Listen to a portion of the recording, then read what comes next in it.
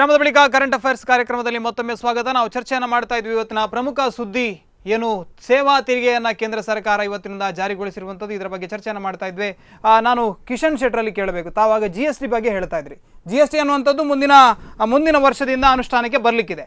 GST ಅನುಷ್ಠಾನಕ್ಕೆ ಬಂದ ನಂತರ ಸೇವಾ ತೆರಿಗೆಗಳು ಮತ್ತು ಸರಕು ಎರಡೂ ದರಗಳು ಕೂಡ 22% 27% ಹೆಚ್ಚಾಗಲಿಕ್ಕಿದೆ.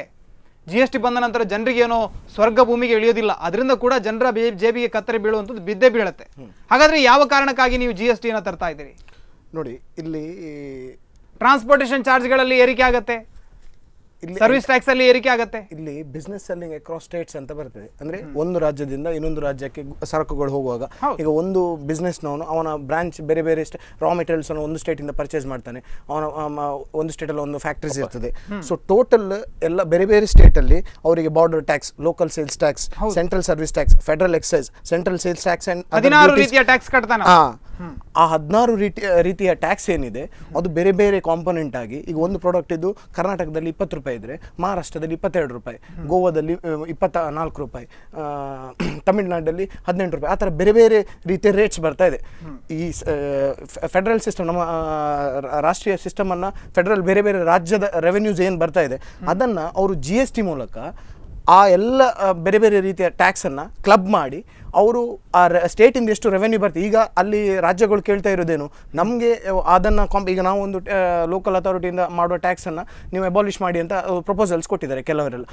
ಆಗ ನಮಗೆ ಇಷ್ಟು ರೆವೆನ್ಯೂ ಬರ್ತಾ ಇದೆ, ಅದಕ್ಕೆ ನಾವು ಕಾಂಪನ್ಸೇಟ್ ಯಾವ ಥರ ನೀವು ಮಾಡ್ತೀರಿ ಅನ್ನೋದೊಂದು ಪ್ರಪೋಸಲ್ ಇದೆ. ಅದೆಲ್ಲವನ್ನು ಇವರು ಅದಕ್ಕೋಸ್ಕರ ಏಪ್ರಿಲ್ 2016 ಏಪ್ರಿಲ್ 1 ಅಂತೇಳಿ ಪ್ರಪೋಸಲ್ ಕೊಟ್ಟಿರೋದು.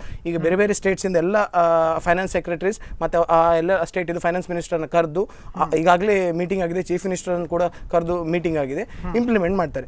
ಅಲ್ಟಿಮೇಟ್ ಇದರಲ್ಲಿ ಬೆನಿಫಿಷಿಯರ್ ಯಾರು ಅಂತ ಹೇಳಿದ್ರೆ GST ಇಂಪ್ಲಿಮೆಂಟ್ ಆದಾಗ ಕನ್ಸ್ಯೂಮರ್ಸ್. ಯಾಕಂತ ಹೇಳಿದ್ರೆ ಸಪೋಸ್ ಈಗ ಮಿನಿಮಮ್ ಒಂದು ಪ್ರಾಡಕ್ಟಿಗೆ ಇದು ಇಂಪ್ಲಿಮೆಂಟ್ ಆದಾಗ 18 ರೂಪಾಯಿ ಆಯಿತು, ಎಲ್ಲ ಇಡೀ ರಾಷ್ಟ್ರದಲ್ಲಿ ಒಂದೇ ಪ್ರೈಸ್ ಆಗ್ತದೆ. ಬೆನಿಫಿಷಿಯರ್ ಯಾರು? ನಮ್ಮ ಜನರು.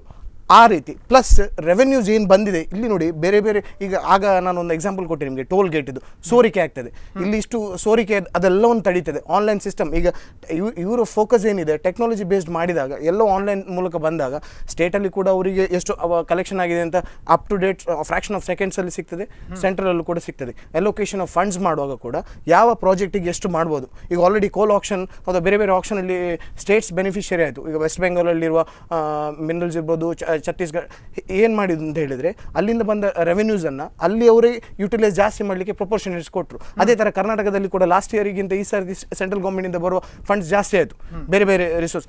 ಆ ಥರ ಬರುವಾಗ ಅಲ್ಟಿಮೇಟ್ಲಿ ಖಂಡಿತ ಇಲ್ಲ.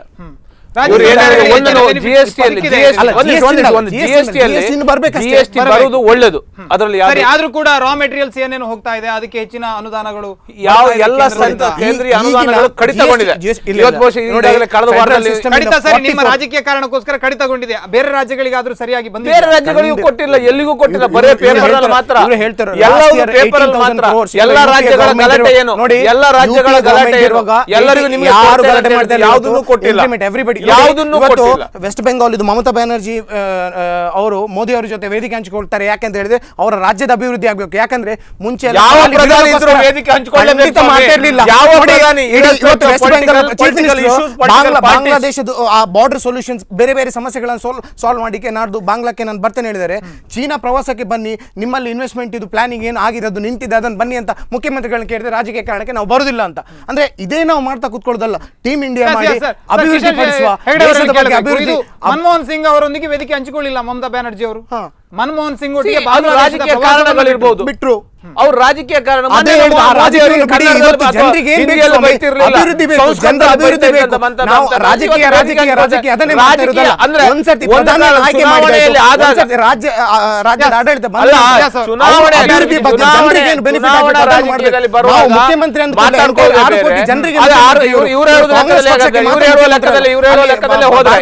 ಲೆಕ್ಕದಲ್ಲೇ ಹೋದ್ರೆ ರಾಜಕೀಯ ಮಾಡ್ತಾ ಹೋಗ್ಬೇಕು.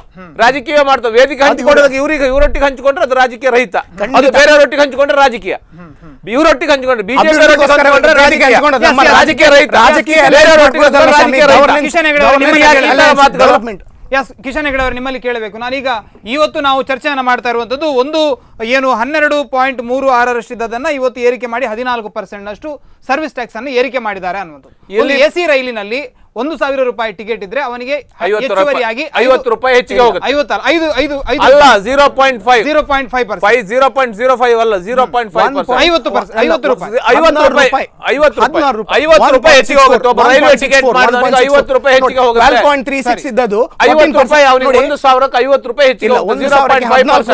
0.5% ಅದು ಲೆಕ್ಕಾಚಾರ ಹಾಕಿ 50 ರೂಪಾಯಿ ಅಂತ ಹೇಳುದು ಎಲ್ಲರಿಗೂ ಗೊತ್ತಿದೆ. ಇವರು ಲೆಕ್ಕಾಚಾರವನ್ನೇ ಉಲ್ಟಾ ಮಾಡ್ಲಿಕ್ಕೆ ಕೊಟ್ರೆ ನಾನೇನು ಮಾಡ್ಲಿಕ್ಕೆ ಆಗುದಿಲ್ಲ. ಇವತ್ತು ಏನ್ ಪಾಪ ಇವರಿಗೆಲ್ಲ ಓಟ್ ಹಾಕಿದ್ದಾರೆ, ಇವತ್ತು ಯುವ ಜನತೆ ಓಟ್ ಹಾಕಿದ್ದಾರೆ, ಇವತ್ತು ಹಿಡಿ ಶಾಪವನ್ನು ಹಾಕ್ತಾ ಇದ್ದಾರೆ. 1-2 ರೂಪಾಯಿ ಅಲ್ಲ, 1-2 ರೂಪಾಯಿ ಅಲ್ಲ. ಇವತ್ತು ನೀವು ಮಾತಾಡುವ ಮೊಬೈಲ್ ಬಹುಶಃ ಎಲ್ಲಿ ಬಂದು ಮುಟ್ಟದ ಅಂತ ಹೇಳಿದ್ರೆ ಇವತ್ತಿನಿಂದಲೇ ಇಂಟರ್ನೆಟ್ ಪ್ಯಾಕ್ ಅನ್ನ ಏರಿಕೆ ಮಾಡ್ತೇವೆ ಅನ್ನುವಂತ ಮೆಸೇಜ್ ಸ್ಟಾರ್ಟ್ ಆಗಿದೆ. ಕಾಲ್ ರೇಟ್ ಗಳು SMS ಗಳು ಏರಿಕೆ ಆಗುವಂತದ್ದು ಅಲ್ಲ. ನೀವು ಎಷ್ಟು ಏರಿಕೆ ಮಾಡಿದಿರಿ ಅನ್ನುವಂಥದ್ದು ಯಾವುದೇ ಕಂಪನಿಗಳಿಗೆ ಮುಖ್ಯ ಅಲ್ಲ. ಅವರಿಗೆ ತಮ್ಮ ಬೆಲೆಯನ್ನು ಏರಿಸಿಕೊಳ್ಳೋದಕ್ಕೆ ಒಂದು ಕಾಲ ಎಲ್ಲಿ ಬಂದು ಮುಟ್ಟಿದೆ ಅಂತ ಹೇಳಿದ್ರೆ ಇವತ್ತು ಟಿಕೆಟ್, ಇವತ್ತು ಬಸ್ ಟಿಕೆಟ್, ಇವತ್ತು ಲೋಕಲ್ ಬಸ್ ಟಿಕೆಟ್ ಹತ್ತಿದ್ರೆ ಅದಕ್ಕೂ ಇನ್ನು ಸರ್ವಿಸ್ ಚಾರ್ಜ್ ಆಗ್ತಾರೆ. ಮೊಬೈಲ್ ಕಂಪನಿ ಬಗ್ಗೆ ನೀವು ಇಲ್ಲಿ ಮಾಡಿರುವಂತ 2G ಸ್ಪೆಕ್ಟ್ರಮ್ ಇಲ್ಲಿವರೆಗೆ ಇವತ್ತು ಕಂಪನಿ ಎಷ್ಟು ಮೆಸ್ ಅಲ್ಲಿ ಇದೆ ಅಂತ ಹೇಳಿದ್ರೆ ರೀ ಆಕ್ಷನ್ ಆಯ್ತು. ಈಗ ಯಾವುದೇ ಒಂದು ಕಂಪನಿ ಈ ವರ್ಷಕ್ಕೆ ಇಷ್ಟು ಅವರ ರೈಟ್ಸ್ ಅನ್ನ ತರಂಗದ ರೈಟ್ಸ್ ಅನ್ನು ತಗೊಂಡಿರುವಾಗ ಆಸ್ ಇಟ್ ಇಸ್ ಇರುವಾಗ ಅವ್ರಿಗೆ ಇನ್ನೂ ಅಲೋಕೇಶನ್ ಈ 4G ಆಗ್ಬೋದು, ಅವ್ರದ್ದು ಏನು ಅಲೋಕೇಶನ್ ಇನ್ನು ಹೊಸ ಆಗ್ತಾ ಇರೋದೇ ಅಲ್ಲ. ಆಲ್ರೆಡಿ ಮುಂಚೆ ಆಗಿರೋದ್ರಲ್ಲಿ ಸಮಸ್ಯೆ ಆಗಿದೆ. ಈಗ ಅದನ್ನು ಸ್ಟಾಪ್ ಆಗಿ ಹೊಸ ಆಕ್ಷನ್ ಆಗ್ತದೆ. ಹೊಸದಕ್ಕೆ ಇಷ್ಟು ದುಡ್ಡು ಕೊಟ್ಟು ಅವ್ರು ಖರೀದಿ ಮಾಡಬೇಕು. ಎಲ್ಲ ಕಂಪನಿಗಳನ್ನು ಸಮಸ್ಯೆಯಲ್ಲಿ ಇವರು ಸ್ಕ್ಯಾಮ್ ಮಾಡಿ ಸಮಸ್ಯೆಯಲ್ಲಿ ಸಿಲುಕಿಸಿದ್ದಾರೆ. ಒಂದು ಸೆಕೆಂಡ್ಲಿ ನೀವು ಬಗ್ಗೆ ಹೇಳ್ತಾರೆ ಅವರು, ಅದರಲ್ಲಿ ಯಾವುದು ಲಾಸ್ ಆಗಲಿಲ್ಲ, ಅದು ಕೇವಲ ಒಂದು ಬಾಡಿಗೆ ಮನೆ ಇಟ್ಟರೆ ಅದನ್ನ 4 ದಿನ ಬಿಟ್ಟು ಖಾಲಿ ಮಾಡಬಹುದು. ಹರಾಜಿನಲ್ಲಿ ನೀವು ಬಹಳಷ್ಟು ಲಾಭವನ್ನು ತಂದು ಕೊಟ್ಟಿದ್ದೀರಿ ಅಂತ ಹೇಳ್ಕೊಂಡು ಇಂಪ್ಲಿಮೆಂಟ್ ನಾನು ಅದನ್ನ ಹೇಳ್ತಾರೆ ನೋಡಿ. ಅದು ಹರಾಜಿನಲ್ಲಿ ದೇಶಕ್ಕೆ ಲಾಭ ಆಗಿದೆ. ಆ ಫಂಡ್ಸ್ ಏನು ಬಂದಿದೆ ಅದೆಲ್ಲ ಇಂಪ್ಲಿಮೆಂಟ್ ಆಗ್ಲಿಕ್ಕೆ ಟೈಮ್ ತಗೊಳ್ಳಿ. ನಾವು ಬಂದದ್ದು 1 ವರ್ಷ, ಇವ್ರದ್ದು ಕೊಳೆ ತೊಳಿಗಿದೆ ಇಷ್ಟವರೆಗೆ ಆಯ್ತು. ಇವರು ಕೋಲಲ್ಲಿ ಮಾಡಿರುವಂತ ಸ್ಕ್ಯಾಮ್ ಏನಿದೆ, ತರಂಗದ್ದು 10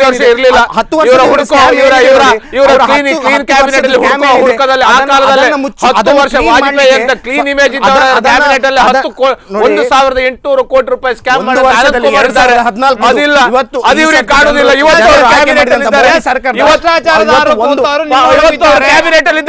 ಇವತ್ತು ಅನಂತ್ ಕುಮಾರ್ 1,000 ಕೋಟಿ. ಮೋದಿ ಸರ್ಕಾರದಲ್ಲಿ ಕಳೆದ 12 ತಿಂಗಳಲ್ಲಿ ಒಂದೇ ಒಂದು ಭ್ರಷ್ಟಾಚಾರ ರಸಗೊಬ್ಬರ ಖಾತೆಯ ಸಚಿವರ ಮೇಲೆ ಆರೋಪ ಇದೆ. ಇವತ್ತು ಹಗರಣದ ಪ್ರಕರಣ 1,840 ಕೋಟಿ ರೂಪಾಯಿಗಳನ್ನ 14 ವರ್ಷಗಳ ಕೆಳಗೆ ಇವತ್ತಲ್ಲ 14 ವರ್ಷಗಳ ಭ್ರಷ್ಟಾಚಾರದ ಬಗ್ಗೆ ನಿಮಗೆ ನೈತಿಕ ಖಂಡಿತ ಇದೆ. ಯಡಿಯೂರಪ್ಪ ಇವ್ರ ದೇಶದಲ್ಲಿ ಆಳಿದ ಮೇಲೂ ಅನಂತ್ ಕುಮಾರ್ ಇನ್ನೂ ಅಲ್ಲಿ ಸೆಂಟ್ರಲ್ ಕ್ಯಾಬಿನೆಟ್ ಇರುವಾಗಲೂ ಇನ್ನು ಅನಂತ್ ಕುಮಾರ್ ಅಲ್ಲಿ ಇರುವಾಗಲೂ ಇವರಿಗೆ ಮಾತಾಡ್ಲಿಕ್ಕೆ ಇರುವುದು ಹೌದಾದ್ರೆ ಇವ್ರ ಹತ್ರ ಮಾತಾಡ್ಲಿಕ್ಕೆ ಇರುವುದು ಯಾವತ್ತೂ ನಮ್ಮ ಹತ್ರ ಇದೆ. ಯಾವ ಕ್ಷಣಕ್ಕೂ ನಮ್ಮ ಹತ್ರ ಇದೆ. ಯಾವ ಕ್ಷಣಕ್ಕೂ ನಮ್ಮ ಹತ್ರ ಸಿಬಿಐ ಸಮನ್ಸ್ ಕೊಟ್ಟಿದೆ ಅನ್ನೋದನ್ನ ಹೇಳ್ತಾ ಇದ್ರಿ ನೀವು. ಸಿಬಿಐ ಮೇಲೆ ನೀವೇ ಆರೋಪವನ್ನು ಮಾಡಿದ್ರಿ. ಕೇಂದ್ರ ಸರ್ಕಾರದ ಅದು ಕಾಂಗ್ರೆಸ್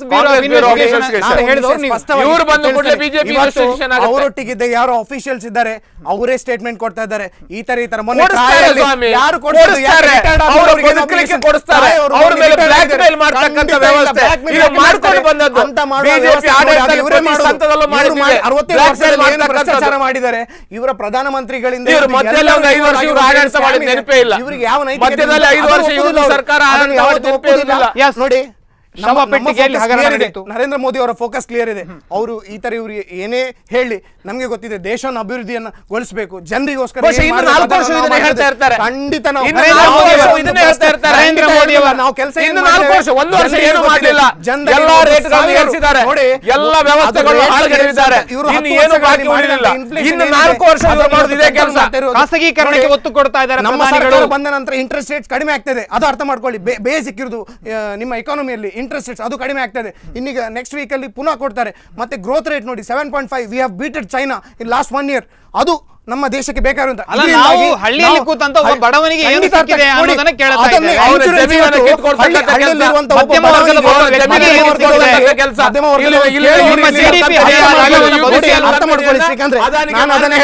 ಅದು ಇವ್ರು ಮಾಡ್ತಾ ಇರೋದು.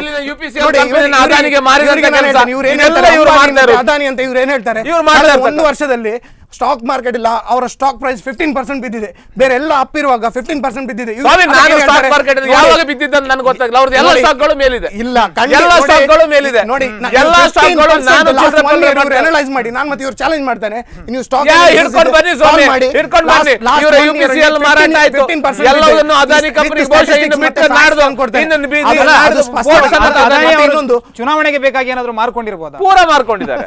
ಅದು ಸ್ವಲ್ಪ ಅಲ್ಲ ಮಾರ್ಕೊಳ್ಳೋದು. ಇವತ್ತು ತಿರುಗ್ಲಿಕ್ಕೆ ಅದಾನಿ ಫ್ಲೈಟ್, ತಿರುಗ್ಲಿಕ್ಕೆ ಅದಾನಿ ಫ್ಲೈಟ್. ಇವರಿಗೆ ಹೇಳ್ತಾರೆ ಆರೋಪ ಇದೆ ಅವರದು, ಚುನಾವಣೆಯಲ್ಲಿ ಅದಾನಿ ಅವರ ಹಣ ತೊಡಗಿಸಿಕೊಂಡಿದ್ದಾರೆ ಆರೋಪ ಮಾಡ್ತಾರೆ ಸ್ವಾಮಿ. ಅದಕ್ಕಾಗಿ ಸಿಮೆಂಟ್ ಲಾಬಿಯಿಂದ ತಿಂದ ಹಣ, ಸಿಮೆಂಟ್ ಲಾಬಿಯಲ್ಲಿ ಚುನಾವಣೆ ಕಲೆಕ್ಟ್ ಮಾಡಿದ ಹಣವನ್ನ ಇವತ್ತು ಅದೇ ಲಾಬಿಯಿಂದ ವಾಪಸ್ ಕೊಡ್ತಾ ಇದ್ದಾರೆ. ಅದು ಇವ್ರು ತಿಳ್ಕೊಳ್ಳುವಂತ, ನಾವು ಹೇಳಿದ್ದೆಲ್ಲ ತಿಳ್ಕೊಳ್ಳು, ಇವ್ರು ಹೇಳೋದೆಲ್ಲ ಸತ್ಯ. ಕಾರ್ಪೊರೇಟ್ ಮೋದಿ ಅವರು ಮಧ್ಯಮ ವರ್ಗದವರಿಗೆ ಸ್ಮಾಲ್ ಸ್ಕೇಲ್ ಇಂಡಸ್ಟ್ರೀಸ್ಗೆ ಗುಜರಾತ್ ಅಲ್ಲಿ ಏನ್ ಮಾಡಿದ್ದಾರೆ ಅಂದ್ರೆ, ನೀವು ಲಾಸ್ಟ್ 8 ವರ್ಷದ ಸ್ಟಾಟಿಸ್ಟಿಕ್ಸ್ ತಗೊಳ್ಳಿ, 12 ವರ್ಷದ ಸ್ಟಾಟಿಸ್ಟಿಕ್ಸ್ ತಗೊಳ್ಳಿ, ಅವರ ಆಡಳಿತದ್ದು 43% small scale industries every year on year 43% growth ಆಗಿದೆ.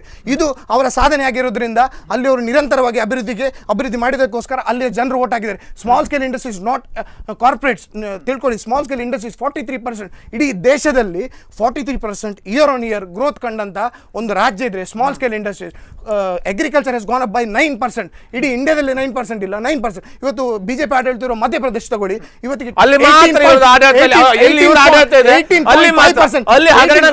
ಇವರು ಸ್ಪಷ್ಟ ಕೇಳಿ, 18.5% ಅಂದ್ರೆ ಇವತ್ತು 1 ಲಕ್ಷ ಮೆಟ್ರಿಕ್ ಟನ್ ಉತ್ಪಾದನೆ ಮಾಡಿದ್ರೆ ನೆಕ್ಸ್ಟ್ ಇಯರ್ 1,20,000 ಟನ್, ಅಂದ್ರೆ 4 ವರ್ಷದಲ್ಲಿ ಡಬಲ್ ಆಗುವಂತ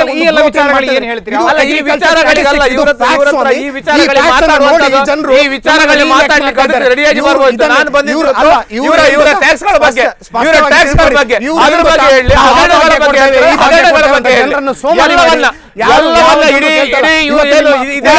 ಈ ತರದವರದ್ದು ಒಂದು 100 ಜನರ ಟೀಮ್ ಇವತ್ತು ದೇಶದಲ್ಲಿ ಹೇಳುದು, ಇವತ್ತು ರಾಜ್ಯದಲ್ಲಿ ಹೇಳುದು, ಹಳ್ಳಿಗಳಲ್ಲಿ ಹೇಳುದು.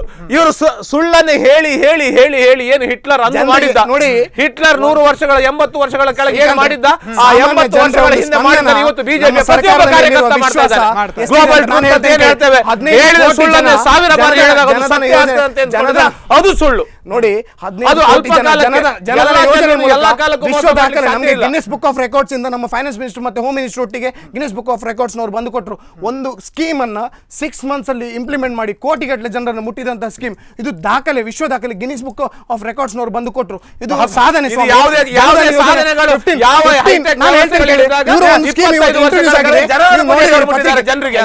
ಬಡ ಜನರಿಗೆ ಮುಟ್ಟಿದ್ದಾರೆ 25 ವರ್ಷಗಳ ಕೆಳಗೆ. ಇವರು ಒಂದು ಇವತ್ತು ಈ ಮಟ್ಟಕ್ಕೆ ಜನಸಾಮಾನ್ಯರಿಗೆ ತೆರೆದ ಇದ್ರೆ ಅದು ಕಾಂಗ್ರೆಸ್ ಪಕ್ಷ. ಇದರ ಬಗ್ಗೆ ಚರ್ಚೆ ಮಾಡೋಣ. ಒಂದು ಪುಟ್ಟ ವಿರಾಮವನ್ನು ತೆಗೆದುಕೊಳ್ತಾರೆ ವೀಕ್ಷಕರೇ. ಸಣ್ಣ ವಿರಾಮದ ಬಳಿಕ ಕಾರ್ಯಕ್ರಮ ಮತ್ತೆ ಮುಂದುವರಿಯುತ್ತೆ.